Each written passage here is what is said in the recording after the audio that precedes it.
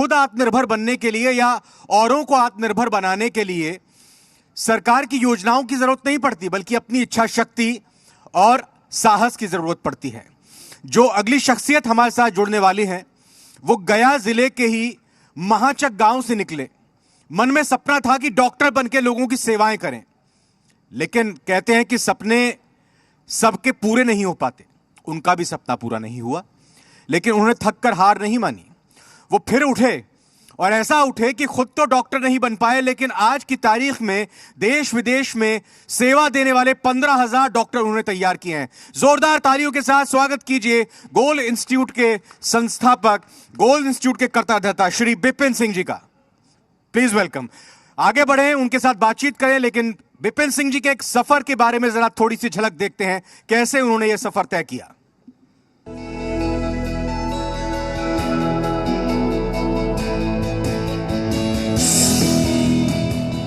गोल बिहार ही नहीं, देश में मेडिकल पढ़ाई का ब्रांड बन चुका है। इसके संस्थापक बिपिन सिंह गया जिले के नक्सल प्रभावित महाचक गांव से आते हैं। बिपिन सिंह बनना चाहते थे डॉक्टर, लेकिन नियति को कुछ और ही मंजूर था। मेडिकल की तैयारी करने वाले छात्रों की परेशानी देखी तो टेस्ट सीरीज पब्लिश करनी शुरू की। यह सिलसिला 1997 में शुरू हुआ, जिसने जल्द ही कोचिंग संस्थान का रूप ले लिया। गोल एजुकेशन विलेज जो बिल्कुल अनूठा प्रयोग है गोल संस्थान का, इस जगह पे रखकर छात्रों को जो पढ़ाई दी गई और जो केयर किया गया, पैंडेमिक जैसे बहुत एडवर्स कंडीशन में भी छात्रों को रखकर जो चीजें दी गई वो रिजल्ट्स में कन्वर्ट हुआ है। कोरोना महामारी के बीच गोल संस्थान अपने स्थापना की सिल्वर जुबली यानी कि 25वीं वर्षगांठ मना रहा है। इसी का नतीजा है कि गोल इंस्टीट्यूट से पढ़ने वाले 15,000 छात्र अब तक डॉक्टर बन चुके हैं, जो देश विदेश में अपनी सेवाएं दे रहे हैं। साधारण परिवार के या फिर वैसे छात्र जो कम संपन्न हैं, ऐसे छात्र का सिलेक्शन हो सकता है कि नहीं, तो मुझे कमी दिखाई दी कि उनकी प्रैक्टिस नहीं है, उनका सेल्फ स्टडी प्रॉपर नहीं है, उनका सही गाइडलाइन नहीं है, वो सही तरीके से कॉम्पिटिटिव इन्वायरमेंट फॉलो नहीं कर पाते हैं। उसी कमी को पूरा करने के लिए ये गोल प्रैक्टिस सेंटर की शुरुआत हुई थी। बिपिन सिंह और उनका संस्थान गोल मेडिकल की पढ़ाई का पर्याय बन चुके हैं। टेस्ट सीरीज से जिस संस्थान की शुरुआत हुई थी, वो अब मेडिकल की पढ़ाई की गोल विलेज के रूप में गाँव बसाने लगा है, जिससे डॉक्टर्स निकल रहे हैं। कैसे बच्चों को निकाला जाए और कैसे उनको रिजल्ट तक पहुंचाया जाए, ये एक एक्सपेरिमेंट, एक नया तरीका जो था या एक प्रयोग जो था वो हम लोगों ने किया यहाँ पे बिहार में। गोल यानी कि लक्ष्य हासिल करने की दिशा में बिपिन सिंह ने जिस तरीके से काम किया है, उसकी चर्चा देश के बड़े मेडिकल संस्थान, काम करने वाले चिकित्सकों के बीच होती है। यही सफलता का पैमाना है। ब्यूरो रिपोर्ट, जी मीडिया। जी हाँ, यही शख्सियत बिपिन सिंह इस वक्त हमारे साथ मौजूद हैं। बहुत बहुत स्वागत बिपिन जी। जैसे मैंने कहा कि थैंक यू। साहस की इच्छा शक्ति की जरूरत होती है आत्मनिर्भर बनने के लिए। गोल इंस्टीट्यूट, गोल विलेज, सबकी विस्तार से बात करूंगा, लेकिन सपना यह था कि डॉक्टर बनना है, बीमार लोगों का इलाज करना है, उनकी सेवा करनी है। लेकिन जब सपना पूरा नहीं हुआ तो कैसे अपने आप को संभाला और कैसे आगे बढ़े, यहां तक पहुंचे?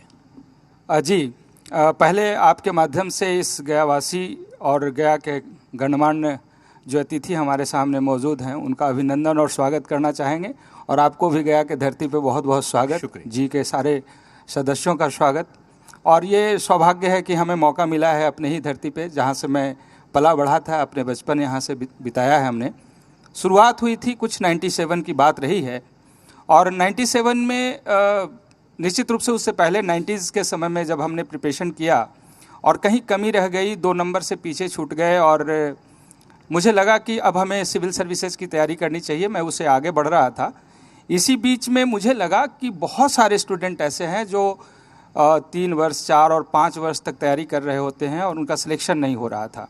हमने महसूस किया कि कमी कहाँ रह गई, तो बहुत टेक्निकल जो प्रॉब्लम्स थे वो मुझे दिखा, और वो ये था कि जैसे सिलेक्शन में 2 पहलू देखा जाता है। पहला नॉलेज गेन करना, और दूसरा इस नॉलेज को एग्जामिनेशन हॉल का जो गिवन टाइम है 3 घंटा, 2 घंटा या 2.5 घंटा, उस नॉलेज को उस 2.5 या 3 घंटे के सीमित टाइम में डिलीवर करना, ये बहुत इंपॉर्टेंट होता है। तो हमने ये देखा कि जानकारी बहुतों के पास है, लेकिन वो डिलीवर नहीं कर पा रहे थे अपनी जानकारी को, उस 3 घंटे में वहाँ पे एग्जीक्यूट नहीं कर पा रहे थे।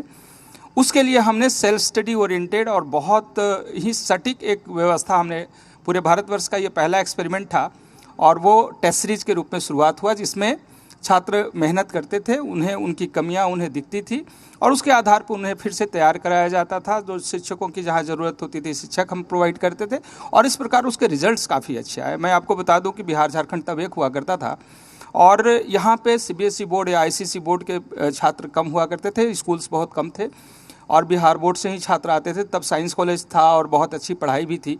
मैं कह सकता हूँ कि कुछ वो डेटोरिएशन भी जो हमसे पहले वक्ता ने बहुत अच्छे से एक्सप्लेन भी उन्होंने किया है।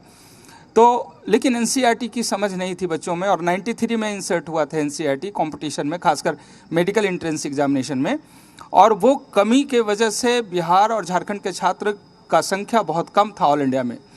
जैसे ही टेस्ट सीरीज की शुरुआत हुई और एक बड़ी संख्या आने लगी, हमें वहीं से तुरंत हमें एक ब्रेक मिला और इसके बाद हम बिहार से आगे बढ़े बनारस और इसके बाद बोकारो, दिल्ली, लखनऊ, इलाहाबाद, बिहार, झारखंड, छत्तीसगढ़ में 18 ब्रांच के साथ हम लोगों ने काम किया। 3 वर्षों में ही वहाँ तक हम पहुँचे और काफ़ी अच्छी सफलता मिली बच्चों को और इससे हमें प्रोत्साहन मिला। और उसके बाद नए एक्सपेरिमेंट हमने करना शुरू किया कि कैसे ज़्यादा से ज़्यादा छात्र, और वैसे छात्र जो गांव से आते हैं, गरीब परिवार के हैं, पैसे कम हैं और पलायन की स्थिति भी थी उस समय, आज भी बहुत है, लेकिन जितना हो सकता है कम करने की कोशिश वो हमने किया।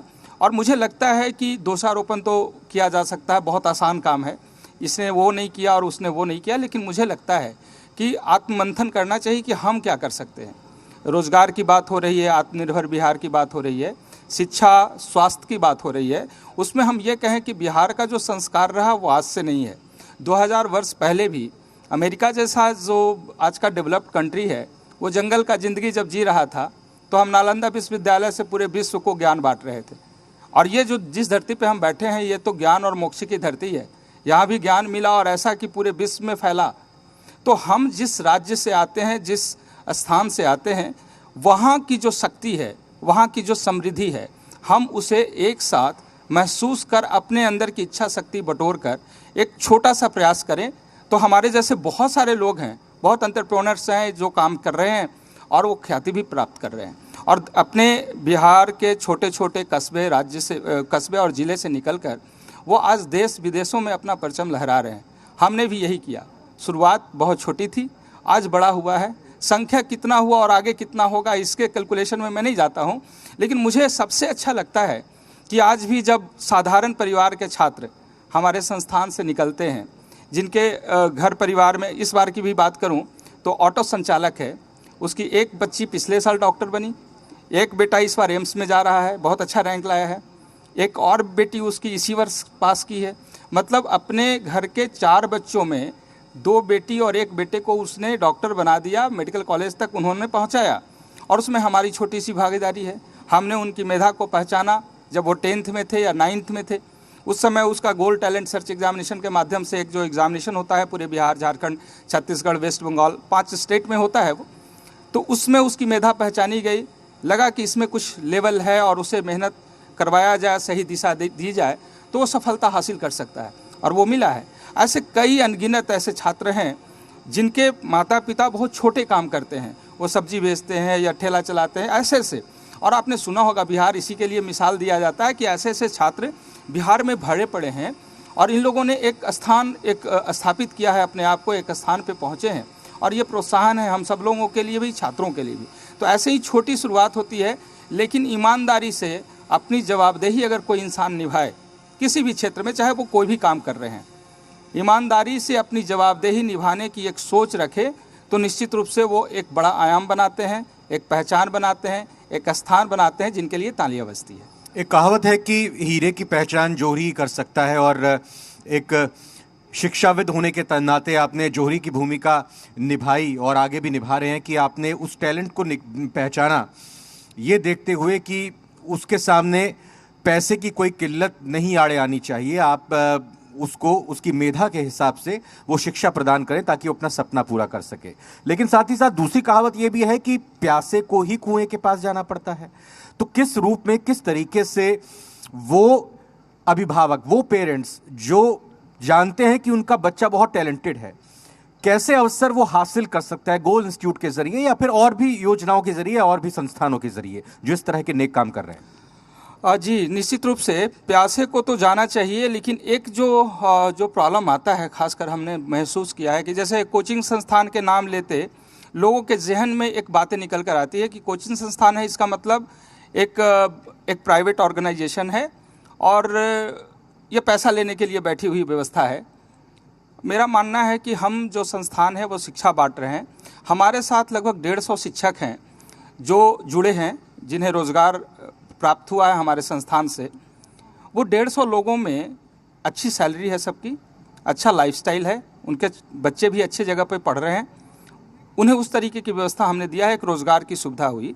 तो 150 तो लगभग शिक्षक हैं, उससे आगे अगर जुड़े हुए बाकी एम्प्लॉय की बात करें तो लगभग 600-700 लोग हैं जो डायरेक्टली इनडायरेक्टली जुड़े हुए हैं हमारे यहाँ, छोटे और सभी ये में। तो एक व्यवसाय का जो रूप मिला है अपने शिक्षा के क्षेत्र में कोचिंग संस्थान को, ये थोड़ा सा संवेदना उभरता है यहाँ पे। थोड़ा लगता है कि हम लोगों ने भी तो काम किया है सरकार के साथ मिलकर, उनके शिक्षा की व्यवस्था में एक इंटीग्रल पार्ट बनकर हम काम भी करना चाहते हैं, लेकिन पहचान में माफिया सब जुड़ जाता है। कहीं ना कहीं से लगता है कि ये शिक्षण संस्थान है जो पैसा सिर्फ निचोड़ने की बात होती है, लेकिन इसके मूल बात पे अगर जाएं तो 18% के GST का बहुत बड़ा बोझ भी होता है। हम समझते हैं कि बिहार जैसे गरीब राज्यों में पढ़ने वाले छात्रों के लिए 18% का GST बहुत बड़ा रकम है।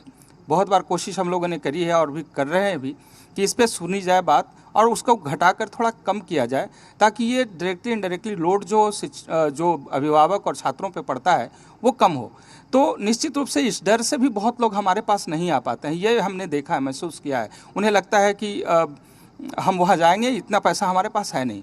लेकिन उसी में हम लोगों ने कोशिश किया है पिछले 11 वर्षों से, गोल्ड टैलेंट सर्च एग्जामिनेशन हम लोगों ने जो लॉन्च किया था, इसका मकसद ही है कि गांव तक हम पहुँचे, स्कूल में जो पढ़ने वाले बच्चे हैं उन्हें एक अपॉर्चुनिटी मिले, जो पढ़ने वाले मेधावी छात्र हैं, जो जुझारू हैं, जिन्होंने सपना देखा है, उनके सपने को साकार करने का हम अपनी भूमिका निभाने की कोशिश करें। और ये लगातार हो रहा है। मैं अभी आपको बताऊं कि बहुत सारे छात्र पिछले 11 वर्षों में जो गोल्ड टैलेंट सर्च एग्जामिनेशन के माध्यम से चयनित हुए, जिन्हें आगे सुविधा हमारी संस्थान ने दिया और दूसरे संस्थान में भी जाकर पढ़े, ऐसे मेधावी छात्र जिन्हें प्रोत्साहन मिला गोल्ड टैलेंट सर्च एग्जामिनेशन से, और उस प्रोत्साहन को लेकर जब वो आगे बढ़े तो आज IAS हैं, IPS क्वालिफाई किए, डॉक्टर बने, इंजीनियर बने, मतलब आप कहें तो दूसरे क्षेत्रों में भी उन्होंने अपना स्थान सुरक्षित किया। और ये सुखद अनुभव है और इससे हम लोग का प्रोत्साहन भी बढ़ता है, हम लोग को काम करने का प्रोत्साहन मिलता है और इस तरीके से आगे काम करने की हम कोशिश। गोल इंस्टीट्यूट से गोल विलेज की परिकल्पना ये कैसे आया और है क्या मूल रूप से गोल विलेज? जी, मैं जब देखता रहा हूँ कि छात्र जब पढ़ाई कर रहे होते हैं तो आज पढ़ाई का जो जिसमें कंसंट्रेशन नहीं होता, ये बड़ा इम्पॉर्टेंट पॉइंट है कि किसी भी कार्य को आप करते हैं उसमें कंसंट्रेशन होना चाहिए, एकाग्रता होनी चाहिए। तो एकाग्रता एक समय तक जब मोबाइल हाथ में नहीं हुआ करता था तो एकाग्रता तो थी, लेकिन धीरे धीरे हाथ में मोबाइल आया और नीड भी बना। कोविड काल में तो इसी माध्यम से पढ़ाई भी हुआ। लगभग हम लोग तो वैसे तैयार नहीं थे, लेकिन 12,500 से ज़्यादा छात्रों को हम लोगों ने सेवा दिया। व्यवस्था भी नहीं थी, इंटरनेट की सुविधा और बाकी सारी चीज़ें, बहुत बड़ा एक गैप था, लेकिन हुआ इस बात को। लेकिन इस मोबाइल के समय में बहुत स्वाभाविक चीज़ें हैं कि छात्र पढ़ाई कर रहे हो या हम काम कर रहे हो, हमारी उंगलियां फिसलती हैं। हम तुरंत अपने काम को करते करते दूसरे भी पोर्टल पे चले जाते हैं और उसमें दूसरा काम भी हम करना शुरू करते हैं। तो ऐसे एकाग्रता की कमी होने से छात्रों का सिलेक्शन प्रभावित होता है। और समय कितना मिलता है? स्कूल के पढ़ाई के बाद महज कुछ महीने का समय मिलता है। एक बहुत बड़ा सिलेबस है 2 वर्ष का, जिसे फिनिश कराना होता है, कॉम्पिटिटिव अप्रोच देना होता है, प्रैक्टिस कराना होता है और कॉम्पिटिशन के लेवल पे उन्हें सिलेक्शन के लिए तैयार करना होता है। तो ऐसे में एकाग्रता अगर ना हो तो फिर मुश्किल हो जाएगा। तो गोल विलेज का कल्पना तब से शुरू हुआ था। वैसे 2005 से हमने प्रयास किया था, 2011 से वो ज़मीन एक्विजिशन करना शुरू किया और पटना के आसपास में ज़मीन को एक्वायर करना अपने आप में बहुत बड़ा चैलेंज है। फिर भी हम लोगों ने लगभग 14 एकड़ ज़मीन हम लोगों ने अब तक एक्वायर किया है और बिहार के अलावा झारखंड में भी हम लोगों ने शुरू किया है इस चीज़ को, और आगे भी हम लोग लेके आएंगे। लेकिन अभी बिहार में स्थापित हुआ है गोल विलेज। उसमें हमने कोशिश की है कि जो डिस्ट्रक्शन है स्टूडेंट का वो कम से कम हो, उसका कंट्रोल किया जाए। तो एक ऐसी व्यवस्था है जहाँ पे छात्र आते हैं, पढ़ाई करते हैं, वहीं रहते हैं, उनके पास मोबाइल की सुविधा नहीं है और घर में बात करने के लिए आधे घंटे या 1 घंटे का समय दिया जाता है उन्हें। मतलब वो कंट्रोल तरीके से उन बच्चों को गाइड किया जाता है, जहाँ पे डिस्ट्रक्शन कम हो, बाजार घूमने का जो ऐसे स्वतंत्र मौका मिलता है बाकी शहरों में रहकर, ऐसी व्यवस्था नहीं है।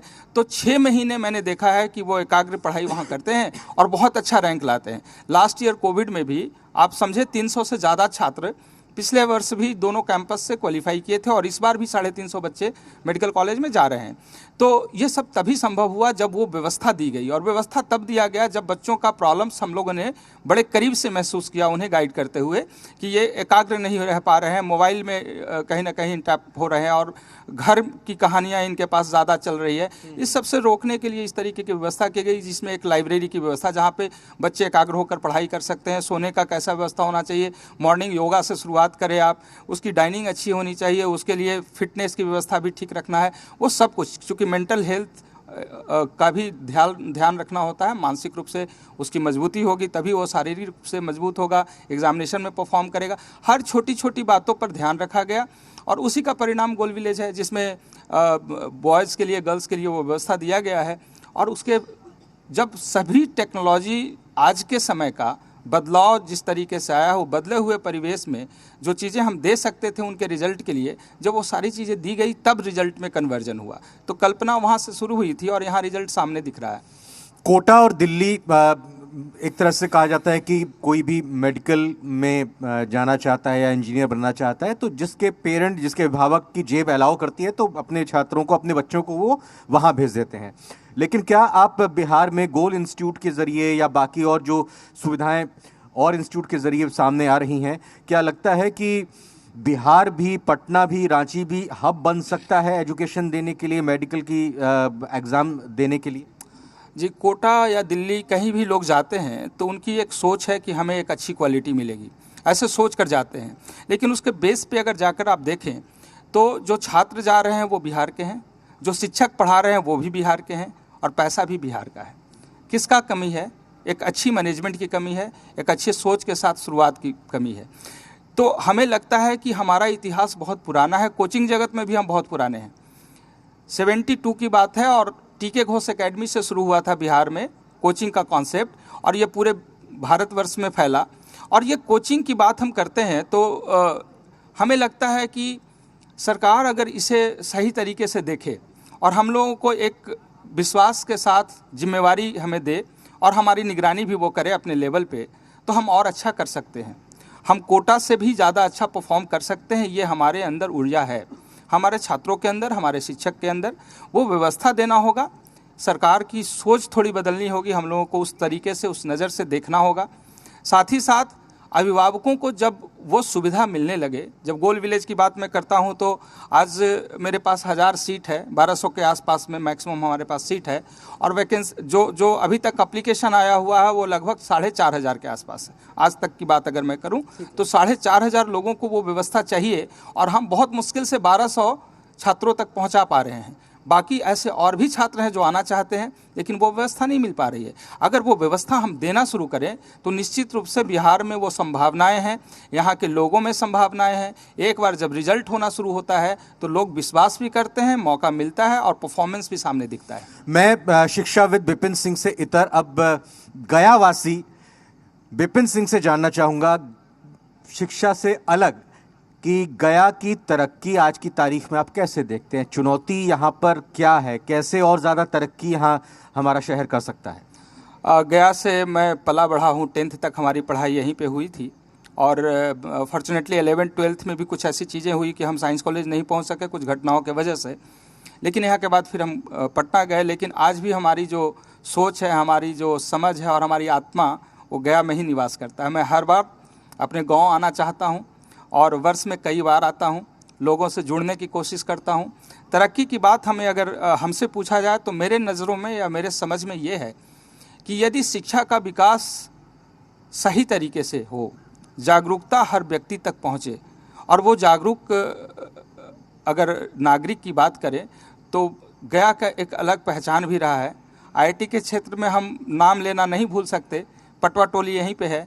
हर वर्ष वहाँ से इतने छात्र इंजीनियर बन रहे हैं और उसे देखकर जो प्रोत्साहन बाकी छात्रों को मिल रहा है वो भी इंजीनियरिंग के क्षेत्र में अपना कैरियर बना रहे हैं। मुझे लगता है कि सरकार और सरकार के माननीय मंत्री महोदय भी बैठे हुए हैं, गणमान्य अतिथि भी बैठे हैं, थोड़ी सी संवेदनाएं यहाँ अगर गया की तरफ इनका इंक्लाइनेशन और सोच थोड़ी सी बने तो निश्चित रूप से एक बहुत बड़ा यहाँ पे बदलाव हो सकता है।